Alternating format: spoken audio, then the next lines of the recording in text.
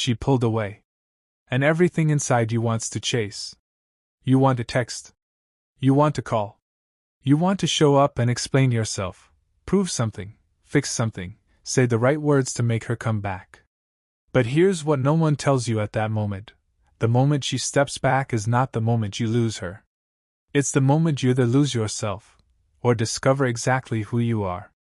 Most men lose themselves. They flood her inbox. They double text. They show up unannounced. They send long voice notes at 2 in the morning explaining their feelings in language they've never used before. And every single move, every reach, every plea, every desperate attempt to pull her back, does the exact opposite of what they intended. It doesn't draw her closer. It drives her further.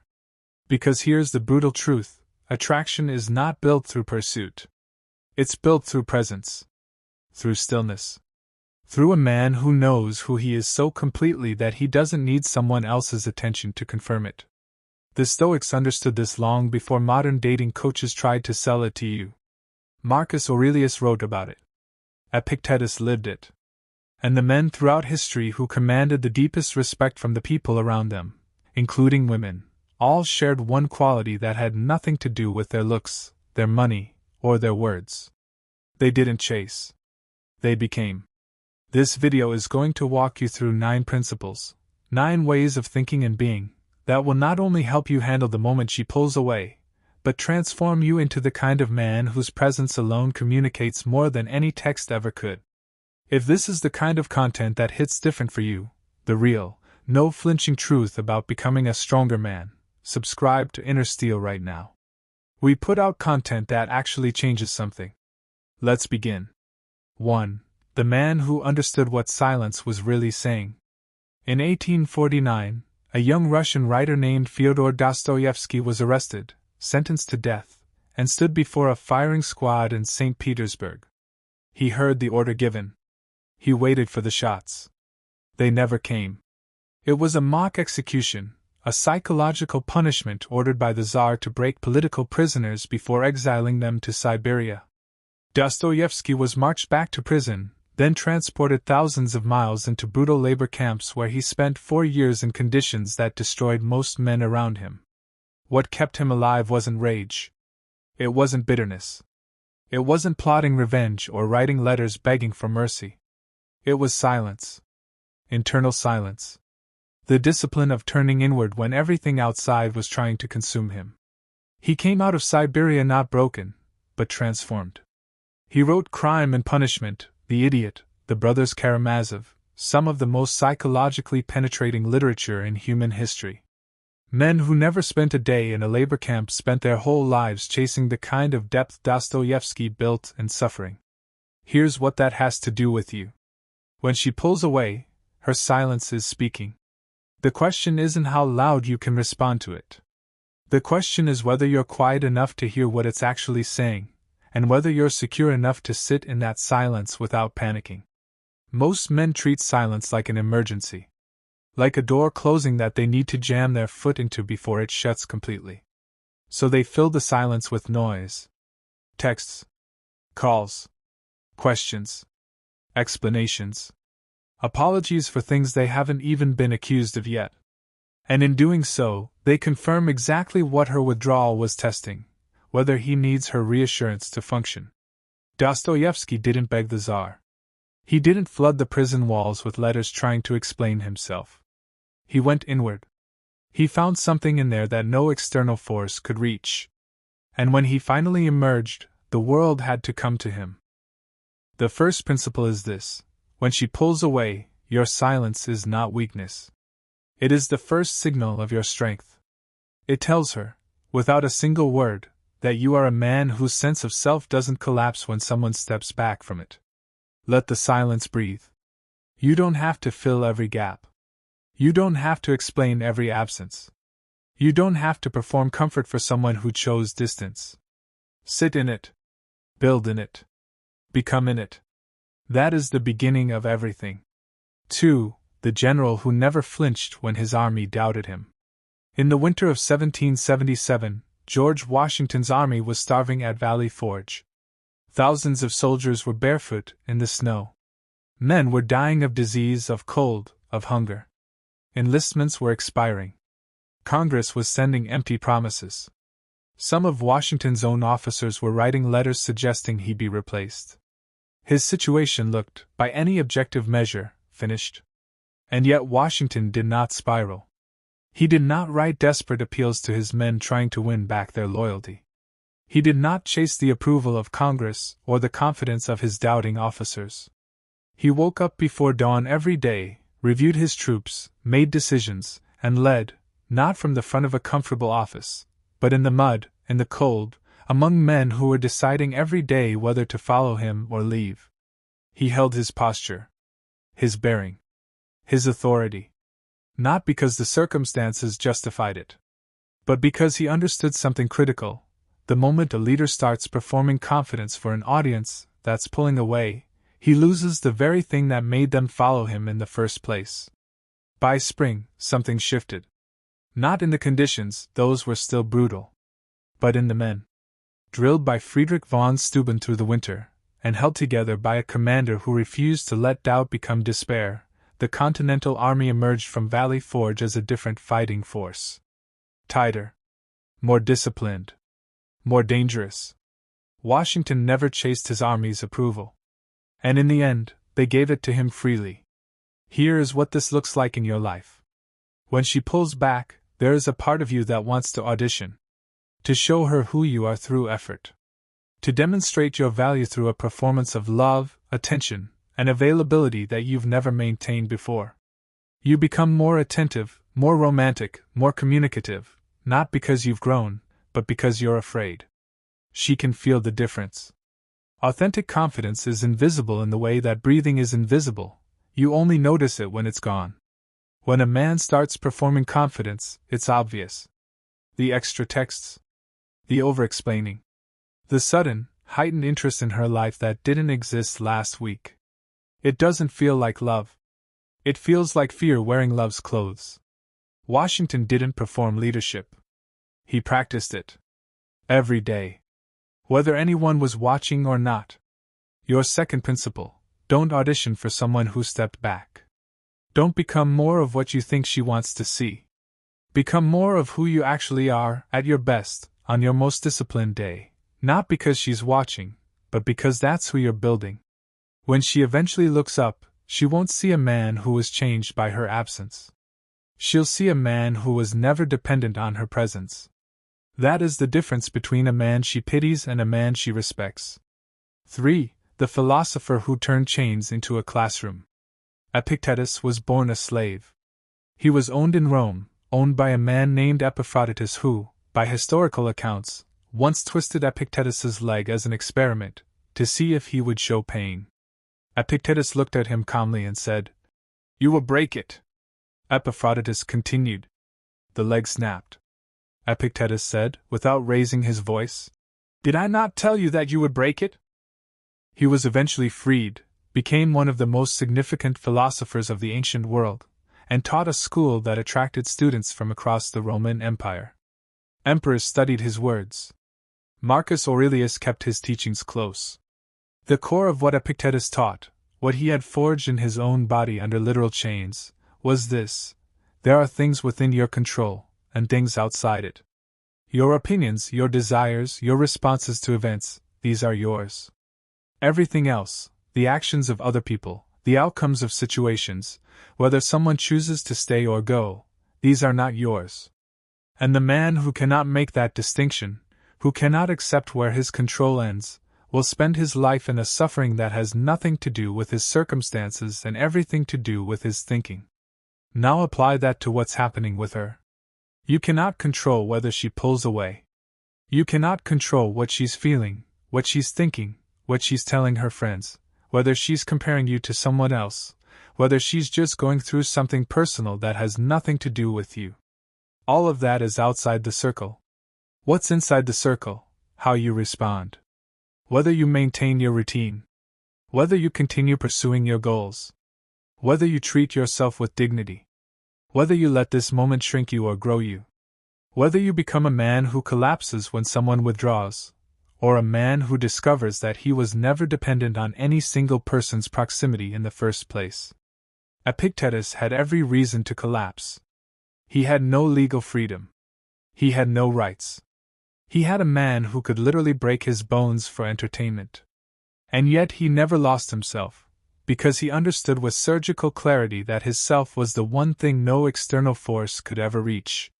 Your third principle: identify the circle. Stop trying to control what she does.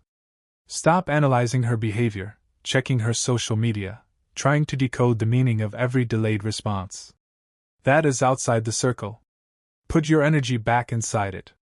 Your work. Your body. Your mind. Your character. The man who masters that circle becomes magnetic not because he's trying to be, but because self-mastery is one of the rarest things in the world, and people are drawn to it the way they're drawn to warmth in a cold room. 4. The expedition leader who let his crew fall apart around him and still brought every man home. In 1914, Ernest Shackleton's ship, the Endurance, became locked in the Antarctic ice. For 10 months, the ship drifted. Then the ice crushed it. It sank. Shackleton and his 27 men were left on the ice with 3 lifeboats, limited supplies, and no rescue coming, because no one knew exactly where they were. What followed is one of the greatest survival stories in human history. They camped on the ice. They dragged lifeboats across it. They sailed 800 miles through the most violent ocean on Earth in an open boat. They reached a remote island. Then Shackleton and 5 men sailed another 800 miles to South Georgia Island, through hurricane-force winds and waves that could have swallowed their tiny vessel without a trace. He reached the whaling station. He organized a rescue. He went back for his men. Every single man on the expedition survived. Here is what is remarkable about Shackleton's leadership. He never let his men see him afraid. Not because he wasn't afraid, he almost certainly was, but because he understood that a leader's emotional state is contagious. Panic spreads. So does calm. So does certainty. So does the quiet, unspoken message that even in this, we are going to be all right. He organized games on the ice. He maintained routines. He distributed responsibilities. He kept men busy, purposeful, and anchored when there was every reason to fall apart. He didn't chase their morale. He modeled it. When she pulls away, one of the most powerful things you can do is maintain your life structure. Not performatively, not so she sees you living your best life on social media, but genuinely. Wake up at the same time. Work out. Eat well. See your friends. Work on what you're building. Read. Think. Not as strategy. As identity. The man who falls apart when a woman steps back was never really stable to begin with. The man who keeps going, who tends to his own ship, communicates something deeper than any text could. I was whole before you. I am whole now. I will be whole after this, whatever this becomes. Your 4th principle: maintain your expedition. Keep the structure of your life intact. Not because it will win her back, but because the man who keeps going in the cold, who refuses to let uncertainty destroy his discipline, is the only man worth coming back to. 5. The senator who chose death over the performance of submission. In 46 BC, after Julius Caesar defeated the final Republican forces in North Africa, a Roman senator named Cato of Utica found himself at the end of everything he had believed in. Cato had spent his entire life as an embodiment of Roman virtue, discipline, integrity, incorruptibility. When everyone around him bent towards Caesar's growing power, Cato refused. He wasn't dramatic about it. He didn't make speeches about it. He simply would not compromise what he was. When it became clear that Caesar had won, that the republic Cato had dedicated his life to was gone, he sat down, read Plato's dialogue on the immortality of the soul, and chose death over living under a power that contradicted everything he stood for. Caesar reportedly said he envied Cato, not for his death, but for the integrity that made it possible. There is something here that cuts directly to the point. There is a version of chasing her that requires you to become someone you're not. To shrink your opinions. To suppress your needs. To perform a version of yourself that is softer, more available, more moldable. Because somewhere in your fear, you've decided that who you actually are isn't enough to keep her. And every time you perform that version, every time you sand down an edge, swallow a truth, or pretend you don't have the needs you have, you are doing something to yourself that goes far beyond this relationship. You are practicing inauthenticity. You are building the habit of self-erasure. And the dark irony is that the more you erase yourself to keep her, the less of you there is to keep. Cato chose his integrity over his survival. You don't have to make that extreme a choice. But the principle inside it is real. There are things you should not sacrifice for anyone's comfort. Your voice. Your standards. Your sense of self. The core of what makes you you. When she pulls away, one honest question to ask yourself is, am I chasing her, or am I chasing a version of myself that doesn't exist? Am I trying to hold on to her, or am I trying to prove something to my own fear? Your fifth principle. Do not erase yourself to win someone's proximity. The man who dismantles his character for approval doesn't win love. He earns tolerance, and tolerance is one of the loneliest things a person can be offered. Know what you will not change. Hold that line quietly. Not as a declaration, just as a fact about yourself that you live by every day. 6. The woman who faced a stadium of hatred without flinching, and what she teaches men about composure. In 1960, 6-year-old Ruby Bridges walked into William Frantz Elementary School in New Orleans, escorted by federal marshals, while crowds of adults screamed at her from behind barricades. She was 6 years old. She walked in. She sat down. She tried to learn. Every day, her family was threatened. Her father lost his job. Her grandparents were evicted from their farm. The community she came from paid enormous prices for her courage. And every morning, Ruby Bridges walked back in. Her therapist later asked how she managed it. Ruby said she prayed for the people screaming at her. Not because she was performing peace, but because she had decided, at 6 years old, that she would not let their hatred live inside her. She controlled what she could, her bearing, her prayer, her presence. She could not control the screaming crowds, the institutional racism, or the threats her family faced. So she let those exist outside herself and kept her interior life clean. This is a kind of composure that most adults never develop in a lifetime. Now, when she pulls away, there is often a crowd of voices inside you.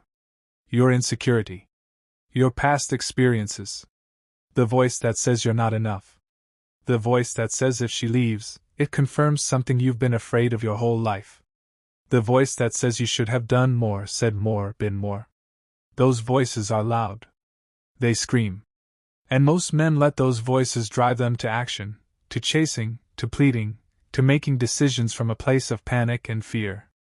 Ruby Bridges shows us another way. You can let the screaming exist without letting it enter you. You can observe your fear without becoming your fear. You can feel the pull of panic and still choose, deliberately, consciously, the action of a composed man. Composure is not the absence of emotion. It is the refusal to be controlled by it. Your sixth principle: feel everything. Chase nothing. Let the fear, the insecurity, the sadness, the anger, let all of it move through you like weather through an open field. You don't have to suppress it. You don't have to perform peace. But you do not have to act from it either. The most attractive thing a man can project in a moment of relational tension is this quiet, undeniable sense that he is okay. Not performing okay. Actually okay. Because his interior life is his own, and no one's departure can confiscate that. 7. The prisoner who became president without losing the thread of who he was. Nelson Mandela spent 27 years in prison. 27 years. On Robben Island, he broke rocks in a lime quarry that damaged his eyesight. He was denied the right to attend his own mother's funeral. He was denied the right to attend his son's funeral. He was offered early release more than once, if he would simply denounce his cause. He refused every time. What is staggering is not just his endurance. It's what he maintained inside that endurance. He studied law. He tutored fellow prisoners. He remained interested in people, in ideas, in the future. By the accounts of the men who were imprisoned with him, Mandela made Robben Island feel, somehow, like a school. He came out in 1990 without bitterness. Without a need for revenge. With the full weight of his dignity intact. He walked out of that prison into a world that would eventually make him president of South Africa, not because of what they did to him, but because of who he remained through it. Here is the part that most men miss when they study Mandela. His power was not built through reaction. It was built through constancy. The system that imprisoned him expected him to become bitter, broken, radicalized into ineffectiveness. Instead, he remained exactly who he was, a man of profound principle, deep humanity, and unshakable purpose. That constancy, the refusal to be reshaped by pressure, is what made him undeniable. When she pulls away, there is pressure on you to change. To become someone who needs her less or someone who pursues her more. There is pressure to harden, to close off, to decide that this is what intimacy always becomes and to protect yourself by never fully opening again. There is equal and opposite pressure to chase, to plead, to make yourself small enough to fit back through the closing door. Both of those are reactions. Both of them are letting her withdrawal reshape you. Mandela didn't let 27 years of institutionalized cruelty reshape him. You don't have to let a woman's distance reshape you either. Your seventh principle: stay the thread. The thread of your values. The thread of your goals. The thread of your character. Whatever she does or doesn't do, wherever this goes, make sure that the man on the other side of this moment is recognizably the same man who walked into it, only deeper, calmer, more certain of himself. That's not stubbornness. That's integrity. And integrity is the only thing that makes a man worth returning to. 8. The Stoic emperor who wrote to himself because he knew power could corrupt even the best of intentions. Marcus Aurelius ruled the Roman Empire for nearly 2 decades. He commanded armies. He administered justice. He had absolute power over the lives of millions. And every night, or in quiet moments between campaigns, he wrote in a private journal, a book we now call Meditations, that was never intended to be published. In it, he argues with himself. He reminds himself not to become arrogant. He tells himself to be patient with difficult people. He chastises himself for wasting time and losing his temper. He returns, again and again, to the most basic Stoic questions: what is in your control? What is your duty? Who are you, really, when no one is watching? The Emperor of Rome was writing himself letters to make sure he didn't lose himself to the position he occupied. What strikes every person who reads Meditations is its honesty. Marcus didn't write for an audience. He wrote for himself, against himself, trying to remain human inside enormous power and enormous pressure. That's the move. When she pulls away, the invitation, if you're willing to take it, is not to figure out what's wrong with her. It's to look honestly at what's happening inside you. What does her withdrawal bring up? Is it rooted in genuine care for the relationship, or is it rooted in fear of abandonment that was there long before she arrived? Is your desire to chase her about her, or about a wound from earlier in your life that her absence has reopened? These are not comfortable questions. But they are the ones that Marcus Aurelius would ask. Because Marcus knew that clarity about yourself is the prerequisite for right action. You can't make a clear decision from inside a fog of unexamined feeling. Most men who chase women after a withdrawal are not really chasing her. They're chasing reassurance. They're trying to silence an internal alarm that says, you are not enough, you will be left, you do not deserve what you want. And when they reach her, if they reach her, the reassurance only lasts until the next time she's distant. Because the alarm was never about her. It was always about him. Your 8th principle: look inward before you act outward. Not as self-criticism, but as self-knowledge. Ask yourself what this situation is actually bringing up in you. Sit with it. Write it down if you have to. Because the man who understands what he's feeling and why is infinitely harder to manipulate, panic, or control than the man who's driven by impulses he's never examined. Meditations wasn't a self-help book. It was a man in power holding himself accountable to his own highest standards. Hold yourself to yours. 9. The captain who sailed into the unknown without a map and trusted his preparation more than his fear. In 1769, Captain James Cook sailed into the Pacific Ocean with a mission that had never been attempted: chart the coastlines of the unknown southern continent, navigate waters no European had successfully crossed, and return with the kind of precision that would make the charts useful, not just impressive. He had no GPS, no satellite imagery, no radio contact with anyone who could help him. What he had was preparation, discipline, a crew he trained relentlessly, and an absolute refusal to let the vastness of the unknown become an excuse for paralysis. When his ship ran aground on the Great Barrier Reef, a catastrophe that would have ended lesser expeditions, Cook didn't panic. He assessed the damage systematically. He organized the unloading of weight from the ship. He repaired what could be repaired. He got his crew back in formation. And he kept sailing. He returned to England with charts so accurate they were used for over a century. Cook's genius wasn't just navigation. It was the belief, the practiced, disciplined, unshakable belief, that his preparation was equal to whatever the unknown would throw at him. That belief freed him to act in crisis rather than freeze. Here is where this lands for you. The moment she pulls away, you are entering an unknown. You don't know if she's going through something personal. You don't know if she's processing feelings about you. You don't know if she's testing something, or genuinely creating distance, or simply needing space in the way that all people sometimes need space. You don't have a map for this exact moment. And the man who doesn't have a map usually does one of two things: he either freezes, or he flails.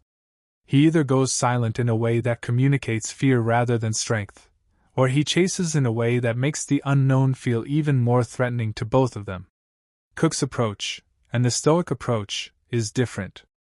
It says, I cannot control the reef. I cannot control the storm. I cannot control what lies beyond the horizon. What I can control is how well prepared I am for any of it. My mind. My body. My principles. My discipline. My ability to remain clear and purposeful under pressure. When the crisis came, Cook had already built the man who could handle it. Your ninth and final principle is this: invest in your preparation every single day, not for her, not for this moment, but because the man who builds himself consistently does not fall apart when circumstances get unpredictable. He adjusts. He assesses. He keeps sailing. That man does not chase. He navigates. And eventually, people want to be on the ship of a man like that. The closing: what winning her respect actually means. By now, you might have expected this video to be about tactics. About what to text her. About how many days to wait before responding. About how to make her jealous or trigger her curiosity, or use the push-pull method. It wasn't any of those things. Because tactics without character are just manipulation wearing strategy's clothes. And manipulation, even when it works temporarily, builds nothing that lasts. What actually wins a woman's respect, deep, lasting, the kind of respect that holds through difficulty and distance, and every season of a long relationship, is not a move. It's a man. A specific kind of man. The kind that Dostoevsky forged in Siberia. The kind that Washington modeled in the snow of Valley Forge. The kind that Epictetus became in chains, that Shackleton demonstrated on the ice, that Cato held until his last breath, that Ruby Bridges walked toward every single morning as a child, that Mandela maintained for 27 years without bitterness, that Marcus Aurelius wrote to himself to preserve, and that Cook built through relentless preparation for the unknown. These men were not trying to win anyone's respect. They were trying to become the fullest versions of themselves. And in doing so, in that deep, unperformed commitment to their own highest standards, they became impossible to ignore. That is what this moment is asking of you. She pulled away. That is real. Whatever is behind it, whether it's something about her, something about you, something about the timing, something about the way two people sometimes orbit each other unevenly, that withdrawal happened. And you felt it. Good. Let yourself feel it. It means something to you. That's not weakness. But now, right now, The question is not how do I get her back. The question is, who do I become in this moment? Do you become the man who floods her with need, who shrinks himself to fit her expectations, who can't function without her reassurance, who turns this relationship into the entire foundation of his identity? Or do you become the man who feels the pull, acknowledges it, and then turns quietly back to the work of his own life, the work that was there before her and will be there after this, whatever happens? Because that man, the one who can walk forward into the unknown without a map, without reassurance, without anyone's permission, that man has something that cannot be faked, cannot be performed, and cannot be taken. He has himself. And that is the only thing that ever made anyone truly, lastingly attractive. Don't chase. Become.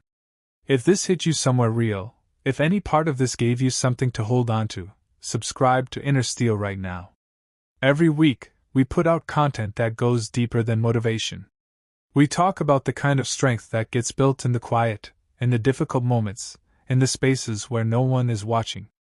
That's where real men are made. Subscribe. Stay with us.